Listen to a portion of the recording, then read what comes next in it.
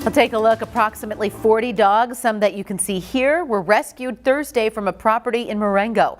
The Animal Rescue League says because of the snowstorm and frigid temperatures expected over the weekend, it was critical to get these dogs out urgently. Right now, the dogs are at the shelter, relaxing and being tended to. Of course, our goal is to get all of them medically and behaviorally sound. They are super cute. I mean, they are just darling.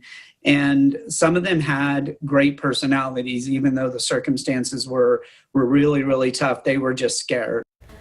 Most of the dogs do have dental issues and fleas and some behavioral issues due to being unsocialized, but Joe says they are expected to be okay. And the ARL is always looking for donations and volunteers, especially after big rescues like this one.